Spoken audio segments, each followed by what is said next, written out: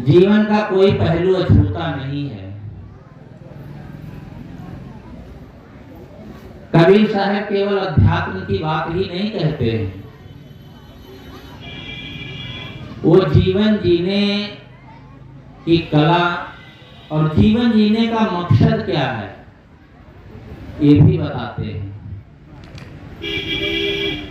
आदमी का जन्म जब से होता है तब से लेकर के पूरे जीवन पर्यंत उसको ये पता ही नहीं होता है हमारे जीने का मकसद क्या है, ये मनुष्य जीवन क्यों मिला है, इससे हमें क्या करना चाहिए, हम क्या कर रहे हैं, इन सब बातों के बारे में उसको जानने की समझने की फुर्सत ही नहीं है। जीवन, मनुष्य जीवन और मानवेतर जीवन में यही अंतर है। मानवेतर प्राणियों में केवल भोग भूमिका होने से वह बस रखे रहने दो, कुछ करो ना, वह केवल भोग कर सकते हैं। उनको इतनी समझ नहीं है कि वह अपने जीवन का कल्याण करें, कोई विकास करें, कोई उन्नति करें, सामाजिक, आर्थिक, राष्ट्रीय कोई विकास की बात उनमें नहीं है। अपनी खान के अनुसार केवल वे जीते हैं, कुछ यहाँ वहां से खाने पीने का प्रबंध कर लेते हैं और बाल बच्चे पैदा करते हैं, लेकिन मनुष्य इतने तक ही तो सीमित नहीं है। ये सत्संग मनुष्यों के लिए ही तो होता है और सत्संग भी ऐसा होना चाहिए, ज्ञान की चर्चा भी ऐसी होनी चाहिए जिससे हमारे दिमाग की खिड़की खुल जाए। आजकल तो सत्संग के नाम पर लोगों के दिमाग को बंद किया जा रहा है, ताला लगा दिया जा रहा है कि बस आपका दिमाग बाहर न निकलने पाए, कुछ सोचने ना पाए, समझने ना पाए, बस जो हम लोग कह रहे हैं बस उतना ही समझो। और क्या कह रहे हैं? ज्यादातर कथावाचक, प्रवक्ता अंधविश्वास की बात, चमत्कार की बात और भटकाने वाली, समाज को गर्त में ले जाने वाली बातों को कह कह करके लोगों को बरगलाया जा रहा है। आप लोग हम लोगों से ज्यादा जानते हैं, देखो चैनलों में अमुक पानी छू करके दे रहे हैं, तुम्हारा ये उद्धार हो जाएगा, हमारे चरणों की मिट्टी को माथे लगा लो, बस पूरा कल्याण हो जाएगा। ये सब बातें जितनी भी हैं ये सब भटकाने वाली हैं। पहले से आपके बारे में, भविष्य के बारे में, भूत के बारे में लिख करके बता देते हैं। अरे हम कहते हैं कोई बता भी दे, क्या तुम्हारा भाग्य बदल देगा? हम आपको बता दें कि आपके भविष्य भूत में ये हुआ था, चलो भूत का तो पता लगा लिए, और भविष्य के बारे में कुछ पता ही नहीं है, अंदाजा बता दिए। और मान लो सही भी निकल गया, हम कहते हैं आपका 10 दिन में एक्सीडेंट हो जाएगा, हो गया तो कौन सा मैंने कमाल कर दिया? अरे एक्सीडेंट तो हो ही गया। अरे हम कहें 10 दिन में तुम्हारा एक्सीडेंट नहीं होने देंगे, होगा एक्सीडेंट रोक देंगे, तब तो कोई कमाल की बात है। हमने बता दिया, वो हो गया, कौन सी बड़ी बात हो गई? कुछ जीवन में बदलाव हो बस तब ना, लेकिन कुछ नहीं, बस केवल इस तरह की सनसनीखेज बातें कह कह करके समाज को बरगलाया जा रहा है। समाज तो ऐसा है था, बस कुछ नई नई बातें बता दी जाएं, बस वैसे ही बस सुनता है और बस उसी के पीछे दौड़ पड़ता है। ये कबीर साहब का मंच है। अभी देखो सुन रहे थे, कबीर साहब मगहर चले गए, काशी छोड़कर। क्यों गए? बातें तो सब जानते हैं, दोहराना चाहिए। काशी में ये प्रचलित था कि जो काशी में शरीर छोड़ता है वो स्वर्ग जाता है, और जो मगहर में मरता है वो गधा होता है। गधा का मतलब जानवर हो जाता है। अब सभी लोगों ने बस ये मन में धारणा बना ली तो काशी में ही शरीर छोड़ना है। कितने लोग उस समय काशी में बुढ़ापा में अपने माता पिता को ले जाकर के नाव पर लेटा देते थे और वही नाव गंगा में घुमाते रहते थे। पहले तो काशी का रोड भी बना था, अरे उसी में डाल देते थे, बस उसी में बह जाए, मार देते थे जिंदा ही, क्योंकि काशी में मर जाएंगे तो इनको स्वर्ग हो जाएगा।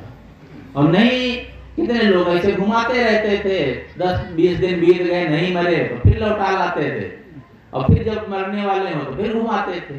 कितना व्यामोह है आदमी को स्वर्ग जाने का। स्वर्ग जाने का काम तो नहीं करते हैं, जिससे स्वर्ग मिले वो काम नहीं करते हैं। आप लोग कहेंगे साहब फिर स्वर्ग कहाँ है, कहाँ मिलेगा? अरे स्वर्ग कहीं आकाश पाताल में थोड़े है। और यह जो कथा प्रचलित है कि मर जाओगे तब स्वर्ग मिलेगा, आज तक मर जाने वाला कोई आके बताया है कि हम स्वर्ग से आए हैं, वहां पर ये सब मिल बढ़िया भोग है, खाने को मिल रहा है, ऐसी सड़कें हैं, ऐसा है, कोई बताया है? मरने के बाद कोई आता नहीं है और जिंदा में मिलने वाला नहीं है, तो क्या उससे स्वर्ग से क्या फायदा है? क्योंकि जिंदा में तो आपको अनुभव नहीं होता है। स्वर्ग का अनुभव जिंदा में ही होना चाहिए, इस धरती पर ही होना चाहिए, इस समाज में, इस परिवार में ही होना चाहिए। स्वर्ग का मतलब होता है सुंदर वर्ग।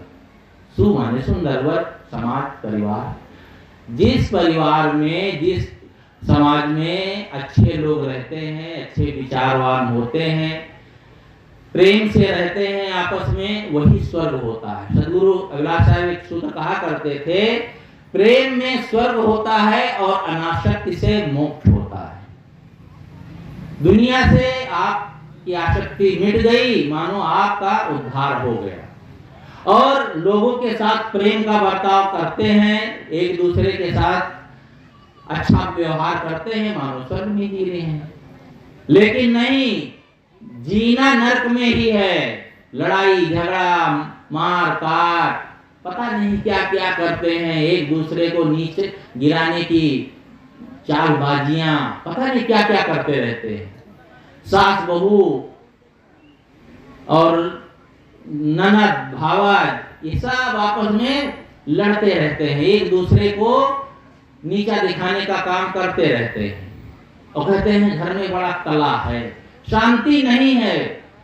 हमारा जो ये अहंकार है ना, हमारे मन में जो ये है कि हम बड़े होशियार हैं, बाकी सब बेवकूफ हैं, और दूसरे परेशान हों, ऐसा कोई भी कृत्य करते हैं तो समझ लो नरक में ही जी रहे हैं। एक सास बहू थी, माताएं सुने ध्यान से, ऐसा करेंगे नहीं, जो ये कहानियां होती हैं समझाने के लिए। तो दोनों में बड़ी तनातनी रहती थी। बहू बड़ी चालाक थी, सास पुराने जमाने की भोली वाली। तो बहू ये सोचा करती थी कि सास को कैसे नीचा दिखाया जाए, इसको कैसे परेशान किया जाए। तो तरह तरह के नुस्खे आजमाती रहती थी, अब वो बेचारी परेशान होती थी। एक दिन उसने बहाना बनाया और लेट गई। उसका पति आया तो कहा, क्यों महारानी क्यों लेटी हो, न भोजन बना न सफाई हुई, क्या हो गया? उसने कहा, क्या बताऊं, मुझे बहुत परेशानी है, मेरे पेट में दर्द हो रहा है और मैं बहुत परेशान हूँ, बहुत कई दिनों से। तो कहा, कई दिनों से बताया नहीं? अरे क्या बताएं क्या? अरे नहीं बताया तो कम से कम दवाई ले आते। कहा, दवाई डॉक्टरों से लिया, कोई फायदा नहीं हुआ। तो दवाई से फायदा नहीं हुआ तो कैसे होगा, ऐसे कैसे चलेगा? कहा, नहीं चलेगा क्या। एक महात्मा जी आए थे तो उन्होंने बताया कि बेटी तुम्हारी उम्र बहुत बड़ी है और तुम्हारा जीवन बड़ा कष्टमय बीतेगा, तो कैसे करें महाराज, ये कैसे दर्द ठीक हो? का दर्द ठीक होने का एक तरीका है, यदि तुम्हारी सास सिर मुड़वा करके और मुंह में काली पोत ले, और मैं मंत्र बताऊंगा, ये मंत्र का जाप करते हुए तुम्हारी खाट के 7 चक्कर लगाए, और जैसे ही 7 चक्कर पूरे होंगे ना, तुम्हारा दर्द गायब हो जाएगा। पति ने सोचा ये कौन वैदिक है, आयुर्वेद में कोई दवाई है ना होम्योपैथ में कि मूड मुड़ा करके और काली पोत करके घूमने से दर्द ठीक हो जाता है। पति मेरा होशियार था, उसने सोचा कि लगता है ये मेरी माँ को बेवकूफ बनाना चाहती है। उसने कहा ठीक है, मैं उपाय करता हूँ। वो घर से निकला और बस सीधे उठाया बाइक और पहुंच गया ससुराल। और वहां उसने अपनी सास से, यानी कि पत्नी की माँ से कहा, माता जी बहुत गजब हो गया, तुम्हारी बेटी का पेट में दर्द बहुत हो रहा है, बहुत परेशान है। तो कहा भैया कुछ दवाई पानी करना चाहिए। कहा दवाई पानी बहुत किया। उसने बताया है कि यदि आप सिर मुड़वा करके और काली पोत करके और गधे पर बैठ करके उसके 7 चक्कर लगाएं खाट के, तो उसका दर्द ठीक हो जाएगा। माँ ने सोचा अरे कोई बात नहीं, सिर मुड़वा लेंगे तो महीना 2 महीना फिर बाल हो जाएंगे, और काली पोत लेंगे तो क्या साबुन से धो डालेंगे, और गधे पर बैठ के 7 चक्कर लगाने में कितनी देर लगेगी? अरे बेटी का पेट तो ठीक हो जाएगा, दर्द दूर हो जाएगा, बेटी को लिए ममता तो होती ही वहाँ के। कहा बेटा तुम चलो, मैं अभी भैया को लेकर के आती हूँ। और बस तुरंत वो तो चला आया और उधर से अपने लड़के को लेकर के पहुंची, वहीं से सिर मुड़वा लिया, मुंह में काली पोत लिया, और वहां जा करके एक धोबी था उसका गधा मांग लिया, बस उस बैठ करके पहुंची। अब काली मुंह में पोती थी, तो वो जो लड़की थी बहू, वो समझ नहीं पाई कि ये मेरी माँ है कि सास है। बस 2-3 चक्कर लगाया और बस उठ के बैठ गई। का बस दर्द ठीक हो गया। कहा बहुत जल्दी दर्द ठीक हो गया। कहा देख देख क्रिया की चाल, मुंह काला और मुंडा बाल, देखो तुम्हारी माँ के बाल मुंडा करवा दिए और मुंह काला करवा दिया ना। तो पति ने कहा है देख मर्द की फेरी, ये अम्मा तेरी है कि मेरी? तब देखा तो ये माती बेचारी बहुत पछताई। ऐसे ही बड़ी चालाकी करते हैं हम कि किसी तरह से दूसरों को हम नीचा दिखाएं, दूसरों को दुख दे करके, दूसरों को परेशान करके हम कभी सुखी नहीं रह सकते। जो आदमी के पास होता है वह दूसरों को देता है। आपके पास क्या है वही आप दे सकते हैं। तो कबीर साहब देखो मगहर गए थे केवल इसी बात का खंडन करने के लिए, अंधविश्वास का, कि मगहर में मरने से कोई गधा थोड़े होता है। अपने कर्म जैसे हम किए होंगे उन कर्मों के अनुसार हमारी गति होगी। चाहे हम मगहर में मरे, ऊसर में मरे, चाहे बैगवा में मरे। लोग सोचते हैं अरे बैगवा में क्या है, चलो प्रयाग में जाएंगे, वहां मुंडन करा लें तो ये हो जाएगा। यहाँ तक कहा गया है कि प्रयाग के चारों तरफ हजारों किलोमीटर जो रहते हैं सब मुक्त होते हैं। आप लोग तो ऐसे मुक्त हैं, कोई जरूरत ही नहीं भजन भक्ति करने। ऐसा बरगला दिया गया, लोगों को भटकाया गया है। कबीर साहब ने इसी बात का खंडन करने के लिए 120 वर्ष की उम्र में वे मगहर गए थे। हेलीकॉप्टर से थोड़े गए थे, ना रिजर्वेशन कराए थे, न उसमें कहाँ ट्रेनें थी। पैदल गए होंगे या कोई रथ पर गए होंगे, बैलगाड़ी से गए होंगे। और कितनी मेहनत किया उन्होंने अंधविश्वास को काटने के लिए, और वही अंधविश्वास को और बढ़ावा दिया जा रहा है। हम कबीर पंथी भी उसी में लगे हुए हैं, कबीर साहब को भगवान बना रहे हैं। अब दो कबीर साहब के ऐसे चित्र बनाए जाते हैं जिसमें दाढ़ी मूछ नहीं है, बिल्कुल सफाचट और सुंदर सुंदर, क्योंकि भगवान गोरे होंगे, सुंदर होंगे तभी तो अच्छे लगेंगे। कोई भगवान को देखो बूढ़ा, राम बूढ़े नहीं हुए थे, कृष्ण कितने 120 वर्ष तक जिंदा रहे। तो 120 वर्ष का आदमी कैसा होता है? 120 वर्ष का कृष्ण को कहीं देखे हो? फोटो में देख सकते हो, कहीं नहीं, गोरे गोरे रहते हैं। क्योंकि भगवान है ना, भगवान को तो थोड़ा सुंदर बनाना है। और ऐसे हम लोग कबीरपंथी लोग जुटे हुए हैं कि कुछ सुंदर सुंदर बना दें, उनको भगवान बनाएंगे, फिर परमात्मा बनाएंगे, कि संसार का कारणहार बनाएंगे, संसार का उत्पत्ति प्रलय कर्ता बनाएंगे। सब कुछ हमारे कबीर साहब तो सब कुछ कर सकते हैं, बस हम गाथा गा रहे हैं, बस उनकी कहानी सुना रहे हैं, अपना कुछ नहीं कर रहे हैं, अपने जीवन में कोई परिवर्तन नहीं हो रहा है। तो क्या मतलब होता है? तो जीवन अपने जीवन में परिवर्तन होना चाहिए। आदमी पढ़ता लिखता है। अकबर इलाहाबादी एक कवि हुए हैं, उन्होंने कहा है, ओ मेरे अहबाब क्या कार्य नुमाया कर गए, ओ मेरे अहबाब क्या कार्य नुमाया कर गए, बीए किए नौकर हुए पेंशन मिली और मर गए। पढ़े लिखे नौकरी चाकरी, अब पेंशन वेंशन का भी सिस्टम खत्म है। बस कहने का मतलब है पढ़े लिख करके कमाए धमाए और बस इस संसार से चले गए, कोई मतलब नहीं है। बहुत दिन जी लेने से जीवन में उन्नति नहीं होती है, जीवन का कोई लाभ नहीं होने वाला है। कम जिए, थोड़े दिन जिए, लेकिन अपने जीवन को व्यवस्थित बना करके अपने जीवन का कल्याण यदि कर लिए तो समझ लो ये जीवन सफल है। एक आदमी से पूछो, कोई भी आदमी ऐसा मिलेगा वो कहेगा बूढ़ा हो गया हो, जर्जर हो, फिर भी मरना नहीं चाहता। ऐसे झूठ मूठ लोग कह देते हैं। एक माता थी कहे, मेरा तो लगता है पन्ना ही पलट गया है, मेरा नंबर कब आएगा, मैं जर्जर हो गई हूँ, भगवान मुझे कब ले जाओगे। तो कहानी कहती है, एक रात को जोर से किसी ने पैर पकड़ा, कहा आप कौन हो, मेरे इतने जोर से पैर पकड़ा। कहा मैं मौत हूँ, तुमको ले जाने आई हूँ। कहा कहाँ ले जाने आई हो?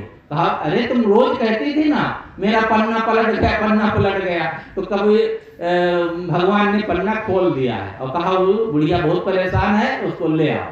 तो चलो, तो बुढ़िया ने कहा अरे बिटिया हमका ले जाके का करी हो, घर में जवान जवान बहू बेटे हैं, उनका ले जाओ। देखो मरना खाली झूठे झूठ कहते हैं, मरना थोड़े चाहते हैं। अरे जी करके करोगे क्या, जब कुछ जीने का मकसद ही नहीं है, जीने का उद्देश्य ही नहीं है, न भजन न भक्ति न सत्संग न ज्ञान न ध्यान, कुछ भी नहीं, बस लड़ना झगड़ना मारपीट करना तू मैं करना, बस ये नहीं हमारे पास, वो नहीं है जेवर के लिए कपड़े के लिए कहीं घर के लिए। एक तो लड़की की शादी हुई तो उसने कहा कि देखो तुम्हारे ससुराल में गई तो कहा यहाँ गैस चूल्हा नहीं है और लकड़ी के चूल्हे पर हम कभी भोजन नहीं बनाएंगे, लकड़ी के चूल्हे भोजन नहीं बनाएंगे, मेरी आँखी फूट जाएगी। ये बूढ़ी माताओं की सबकी आँखी फूट गई है कहा, अरे किसी की आँखी नहीं फूटी, वो सब लकड़ी चूल्हे बनाए और बड़ी शौकीन। तो घर वालों खूब धमकाया, तो कहे भाई पैसा नहीं, पैसा होगा व्यवस्था करेंगे।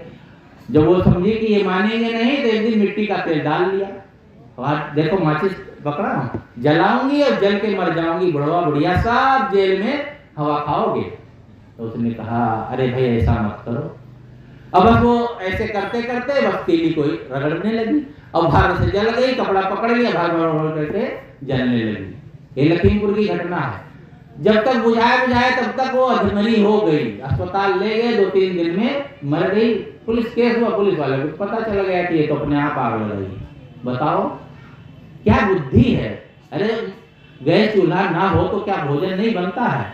एक पत्नी थे, दोनों सर्विस करते थे, गुरुजी के पास आए, कहा भैया दोनों सर्विस करते, भोजन कौन बनाता? कहा भोजन नहीं बनाते थे, होटल में खाते हैं।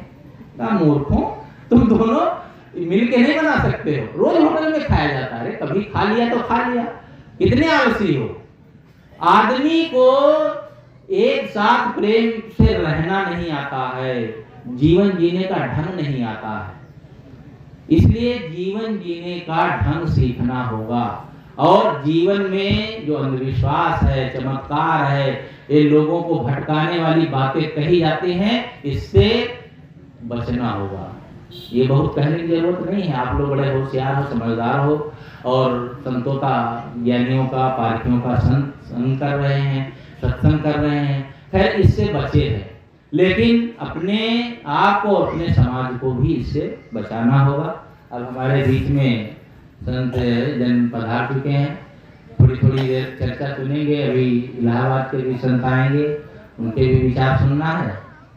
तो इस क्रम में हमारे बीच में संत श्री यतीन्द्र साहब हैं, वो 10-15 मिनट अपनी बात हम लोगों के बीच में रखेंगे।